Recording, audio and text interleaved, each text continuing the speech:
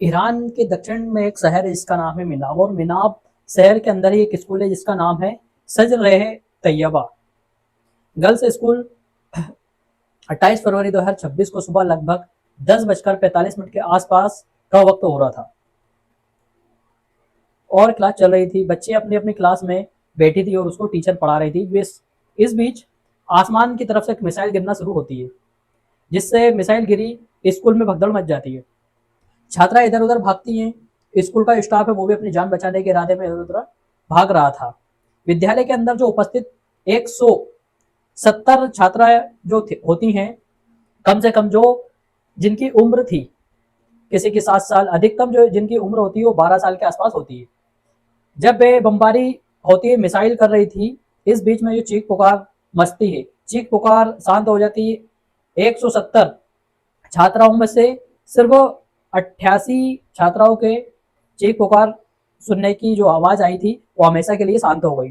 इनकी आवाज अभी भी बंद है, इनकी सांसें भी पूरी तरह से बंद हो जाती हैं। साथ ही स्कूल का स्टाफ और जो बाकी छात्राएं हैं उनमें से 90 गंभीर रूप से घायल हो जाते हैं, जिनको उपचार के लिए हॉस्पिटल भेजा जाता है। इसके बाद पूरी दुनिया में खबर फैल जाती है। लोगों को यकीन हो रहा था कि ईरान में कुछ ऐसा भी हुआ है। आदाब, नमस्कार, सत श्री अकाल। मैं लाला क्राइम स्टोरी, जहां हर कहानी का गहरा राज। इसराइल के प्रधानमंत्री बेंजामिन तैयबा के साथ अमेरिका के राष्ट्रपति डोनाल्ड ट्रंप ने 28 फरवरी 2026 को लगभग 2 बजे के आसपास घोषणा की थी। एक दावा किया था कि उन्होंने कहा कि ईरान के जो सुप्रीम लीडर हैं अयातुल अली खामनी अब नहीं रहेंगे, यानी उन पर जो हमला किया गया था, हमले में वो मारे जाते हैं। जैसे ही रात में 2 बजे मैसेज फ्लैश होता है कि दुनिया में अलग अलग हिस्सों में, अलग अलग मुल्कों में जितने लोग देख रहे हैं, जाग रहे हैं, उन लोगों को इस मैसेज को देखें। एक पल के लिए बिल्कुल भी यकीन नहीं हुआ था कि, लेकिन जैसे जैसे वक्त आगे बढ़ रहा था वैसे वैसे इस बात की पुष्टि होना शुरू हो जाती है।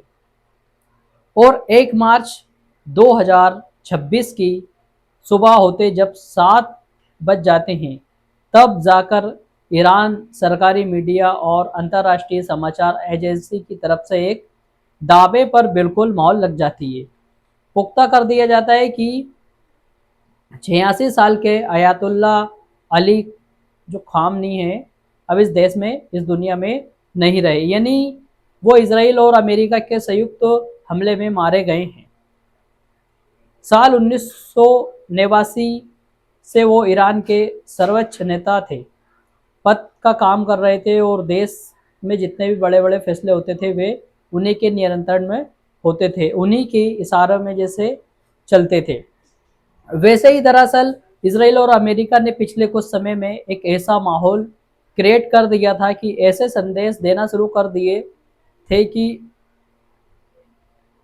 हम इस अब ईरान में दुनिया बहुत बड़ा खतरा पैदा हो रहा है। और इस खतरे में पीछे की वजह बताई जाती है कि अगर पहले पॉइंट की हम बात करें तो परमाणु हथियार, ईरान गुप्त रूप से परमाणु हथियार बना रहा है, जो कि पूरी दुनिया के लिए खतरा पैदा कर रहा है। यदि कभी भी किसी भी देश पर हमला कर सकता है, इसी तरह ताकत और एहसास कराने की फ्राग में लगा हुआ है ईरान। दोस्तों, दूसरे पॉइंट की अगर बात करें तो ये प्रॉक्सी संगठन का समर्थन जो ईरान है उसने हमला हिजबुल जैसे शस्त्र समूह संगठनों को न केवल उन्हें ट्रेनिंग देता है बल्कि हथियार भी मुहैया कराता है। इसराइल और अमेरिका ने इन संगठन को आतंकवादी संगठन घोषित कर रखा था, और इस मैसेज के माध्यम से पूरी दुनिया को यह बताने की कोशिश की जाती है कि ईरान एक तरह से आतंकवाद को पूरी तरह बढ़ावा देता है। साथ ही मिसाइल तकनीकी का प्रयास कर यह मध्य पूर्व, Saudi Arab, UK, Oman, Yemen, Qatar, Kuwait, Bahrain सहित लगभग 17 ऐसे देश हैं जहां 17 देशों के पास उतनी ताकत मिसाइल की प्रोग्राम की नहीं है जितनी ताकत मामले में ईरान के पास है। उसके पास मिसाइल की ताकत है।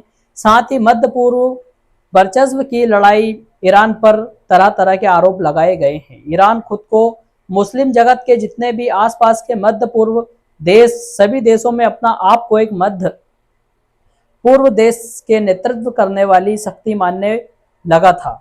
इसके अंदर एक दूरी तरह का अहंकार भी पैदा हो गया था और लंबे समय से यह आंतरिक विरोध प्रदर्शन जो होते हैं, लोग जो अपनी मांग को लेकर जब सड़कों पर उतरते हैं तो विभिन्न प्रकार की मांगों को उसमें लोगों की हत्या की जाती है और हत्याओं की संख्या होती है हजारों में फैल जाती है।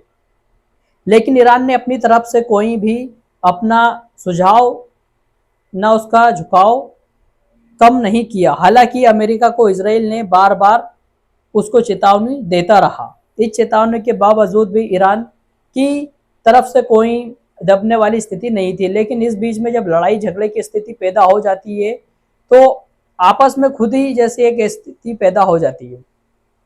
इधर से वार्तालाप चलती रही, उधर से वार्तालाप चलती रही। इस वार्तालाप के बीच शांति वार्तालाप भी शुरू हो जाती है। शांति में वार्तालाप में ईरान ने अपने पक्ष रखकर इजराइल और अमेरिका का अपना अपना पक्ष रख रहे थे। दोनों अपना अपना पक्ष रख रहे थे।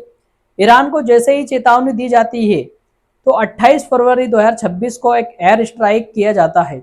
एक चेतावनी स्वरूप कि अगर तुमने अपनी आदत में तुमने ये काम किए हैं, अगर सुधार नहीं किया और आरोप लगाए हैं तो तुम इनको सुधार किया करो। स्ट्राइक एक बड़ा सा रूप हो सकता है, इसके लिए तुम स्वयं जिम्मेदार हो गए। जैसे ही ईरान पर हमले किए जाते हैं तो उसके बाद ईरान ने भी जवाबी कार्रवाई देना शुरू कर दी। अमेरिका दोस्तों ऐसे ही 27 सैनिक ठिकानों को निशाना बनाया जो आसपास के लगभग 8 मुल्कों में जैसे कतर, ओल्ड एवरेज और बहरीन। अमेरिका नौसेना के 5 बड़े होते हैं। अबू धाबी स्थित अल्फ एफ्तराब एयरवेस होता है, कुवैत के अंदर अली अल सलमे होता है, जॉर्डन के अंदर मुफ्ता अल सफ़ी अहमद होता है, ईरान के अंदर एल एल अशद एयरवेस होता है और सऊदी अरब के हवाई क्षेत्रों को सैन्य गतिविधियों को विस्फोट हमले किए जाते हैं। इसके साथ ही ये तो अमेरिका के हो गए, बाद इसराइल और भी ठिकानों को ठिकाना बनाया जाता है। इसके बाद इसराइल ने ठिकानों को ठिकाना बनाया जिसमें अबीवल तेल नोफ एयरवेज, हफाइज बिस्रोफ, यानी ऐसे ऐसे ठिकाने को ईरान की तरफ से जो एक हमले किए गए। अब हमलों की तादाद बढ़ने लगी। अमेरिका ने और इसराइल ने पहले ही तय कर लिया था कि मिलकर संयुक्त रूप से अभियान चलाएंगे ईरान के खिलाफ और उन अभियानों का नाम रखा जाएगा, ऑपरेशन का नाम रखा जाएगा। एक नाम रखा जाता है ऑपरेशन और दूसरा नाम रखा जाता है ऑपरेशन। इस तरह का ऑपरेशन होता है, संयुक्त रूप से अभियान चलाया जाता है और ईरान में लगभग 12 घंटे तक कार्रवाई होती है और 12 घंटे 900 से ज्यादा ठिकानों पर हमले किए जाते हैं। और हमले ऐसे वैसे नहीं होते, बिल्कुल ईरान की जो रीढ़ की कमर थी उसको पूरी तरह बर्बाद करने का पूरा इरादा बना लिया था इजराइल की तरफ से और अमेरिका की तरफ से। दोस्तों आज की इस कहानी यदि हम बात करें तो कहां कहां के ठिकानों को प्रमुख रूप से निशाना बनाया, तो इनमें से 900 से अधिक ईरान की राजधानी होती हैं। तेहरान उसकी रक्षा मंत्रालय को, खुफिया मंत्रालय और IRGC रेगुलेशन गार्ड को पूरी तरह से निशाना बनाया जाता है। इसके बाद बर्बाद कर दिया जाता है और इस इफ़ान पर एक जगह लगती है। इस फान का जो ये शहर है परमाणु और मिसाइल कार्यक्रम का प्रमुख केंद्र था। यह परमाणु रिसर्च होती थी और सैन्य हवाई अड्डे उनको भी बमबारी से बिल्कुल पूरी तरह से खत्म कर दिया जाता है, नैशनवाद कर दिया जाता है। मिनाब शहर के अंदर लड़कियों का स्कूल और लड़कियों के स्कूल में भी लगातार बमबारी की जाती है। 170 छात्राओं में से 148 छात्राओं की मौके पर ही मौत हो जाती है। वो हमेशा के लिए उनकी सांसें बंद हो जाती हैं और थम जाती। कम से कम एक छात्रा की उम्र 7 साल और अधिकतम जो छात्रा की उम्र थी वो 12 साल थी। वो बच्ची आई थी, छोटी क्लास थी, वो स्कूल में पढ़ने गई थी, उनका कोई कसूर नहीं था। कसूर सिर्फ उनका इतना था कि वो IRGC सेना का जो अड्डा था वहां से महज 500 मीटर था, उस पर उन्हें IRGC की जो सेना थी उसको अड्डा बनाया जा रहा था। बमबारी हो रही थी और वो विद्यालय के अंदर ही हो जाती है। छोटी छोटी बच्चियां उसमें से मारी भी जाती हैं। ऐसी कौम होता है, कौम यानी कि फोर्ट जैसे भूमि परमाणु या परमाणु सर्वाना होते हैं, वहाँ रिसर्च होता है, इनको बढ़ावा देने की कोशिश की जाती है। और यह पर अमेरिका के बंकर ब्लास्टर हमले में किए गए पूरी तरह से खत्म कर दिया, नष्ट कर दिया। और तबरीज के अंदर मिसाइल लॉन्च जहाँ होती है वहाँ ड्रोन का उत्पादन होता है। दोस्तों, जहाँ ड्रोन की कहीं इकाइयाँ, उत्पादन की इकाइयाँ बनी हुई है, वहाँ पर वायु रक्षा प्रणाली, इनको भी पूरी तरह से नष्ट कर दिया जाता है और खत्म कर दिया जाता है। इसके अलावा सिराज और बुशहर को, इलाम को, जो कलिस्तीन का है, यहाँ तरह तरह के पतन थे।